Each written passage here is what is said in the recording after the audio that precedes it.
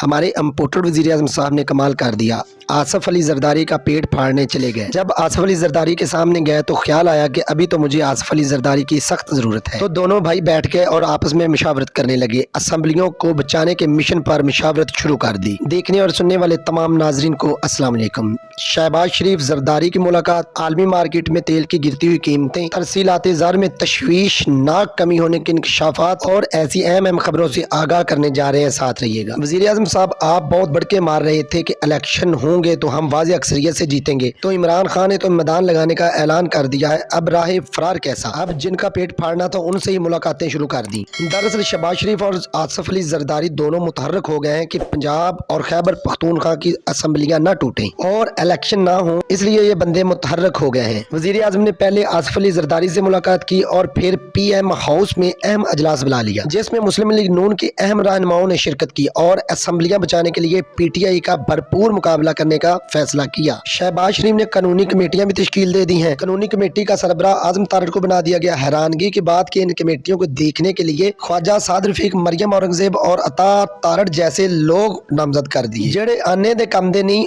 वो सरबराही करन दे इन्ना कमेटियां दी। ये लोग जितनी भी कोशिश कर ले असम्बलियां तहलील होंगी, क्योंकि बाजवा सब अब नहीं रहे। अब नए आर्मी चीफ बिल्कुल नहीं चाहेंगे कि मेरे आते ही हालात संगीन हो। अब नए army chief general Asim Munir हरगज अपनी एंट्री सियासत में नहीं करेंगे। वो मुल्की हालात ठीक करने में लगे रहेंगे और अगर इलेक्शन नहीं होता तो मुल्क में अफरा तफरी का माहौल हर सूरत रहेगा, उसमें कोई कमी नहीं आएगी। दरअसल शहबाज शरीफ को जब आर्मी चीफ मिलने गया और शहबाज शरीफ को सैल्यूट किया गया, आगे से शहबाज शरीफ ने भी सैल्यूट करके साबित किया कि वो आर्मी चीफ से कुछ लेने के ख्वाह है, क्योंकि वज़ीर-ए-आज़म का सैल्यूट बनता ही नहीं। सदा न बागी बुलबुल बोले, सदा न मौज बहारा। बाजवा सब अब नहीं है जो कि अदालतों से भी रिलीफ ले देंगे, जो कि हर तरफ से सब अच्छा नजर आएगा। हालात बदल चुके, निजाम बदल चुका। अब इलेक्शन से बेहतर कोई ऑप्शन नहीं किसी और के पास। दूसरी तरफ खाम तेल की कीमतों में आलमी मार्केट में कमी आई। बरतानवी खाम तेल की कीमत फी बैरल $82, जबकि अमरीकी खाम तेल की फी बैरल कीमत $75 की कम तरीन सतह पर आ गई। सुनने में आ रहा है कि तेल और गैस की गिरती हुई कीमतों की वजह से पाकिस्तान में भी दिसंबर में गैस और पेट्रोल की कीमतों में कमी आएगी, लेकिन पूरी उम्मीद है कि अगर ये हुकूमत रही तो पेट्रोल और गैस की कीमतों में हरगज कमी नहीं आने देंगे, क्योंकि इन्होंने कसम खाई हुई है कि हमने सिर्फ मुल्की अवाम को लूटना है, मुल्की अवाम को कोई रिलीफ नहीं देना। अभी कल की बात है, इमरान खान के दौर में $107-8 फी बैरल था और इमरान खान हमको 140 रुपए पेट्रोल दे रहा था, लेकिन लफाफा सहाफी और तमाम मम्मी डैडी सियासतदान अवाम को गुमराह किया करते थे कि इमरान खान बहुत महंगा तेल दे रहा है। रोजाना शाम को टीवी टॉक पर बैठकर झूठ बोल कर खुद को सखी और अवाम के हमदर्द ज़ाहिर कर रहे होते थे। वही पेट्रोल $75 फी बैरल आया हुआ है, लेकिन हमको फी लीटर मिल रहा है 230। इसके बावजूद तमाम पटवारी और तमाम झूठे सियासतदान और तमाम अदारे होश के नाखिन नहीं ले रहे और ना ही कोई अकल का मुजाहरा कर रहे हैं। अदारों की तो समझ आती है कि वो क्यों नहीं बोलते, क्योंकि उनको हर महीने फ्री पेट्रोल मिल जाता है, गैस फ्री मिल जाती है, तनख्वाहें ऐसी जैसी बादशाहों की, तो वो क्यों एक्शन लेंगे। लेकिन सोचने की बात यह है कि ऐसी पार्टियों के पैरोकार और इनको डिफेंड करने वाले किस मुंह से और किस वजह से हक की बात नहीं करते। इन लोगों का माइंडसेट क्या है? क्या इनके लिए शख्सियत है? क्या इन लोगों को मुल्क पाकिस्तान और पाकिस्तान की आवाम की कोई परवाह नहीं है? यही तो बंदगी नहीं होती इंसान की, यही तो बंदगी नहीं होती इंसान की। यहाँ पर तो बशर को नदामत हुई। देखने और सुनने वाले तमाम नाज़रीन नोट फरमा लें कि वो मुल्क कभी मजबूत नहीं होते जिसमें कौम सोई हुई होती है। वहाँ हुक्मरान इसी तरह करते हैं जैसे हमारे साथ हो रहा है। जहाँ की कौम शख्सियत को पसंद करती है और हक पर नहीं बोलती, वहाँ कौमों के साथ ऐसे ही होता है जैसे हमारे साथ हो रहा है। जहाँ जूता मारने की वजह पूछने की बजाय जूता मारने वाले लोग बढ़ाने की डिमांड की जाए, वहाँ ऐसे ही होता है जैसे हमारे साथ हो रहा है। हमारे मुल्क में तरसीलाते ज़र की तशवीशनाक कमी हुई है। इस साल वजीर खजाना की रिपोर्ट के मुताबिक रवां माली साल जुलाई से अक्टूबर तरसीलाते ज़र 8.6% कम हुई। गुज़श्ता माली साल जुलाई से अक्टूबर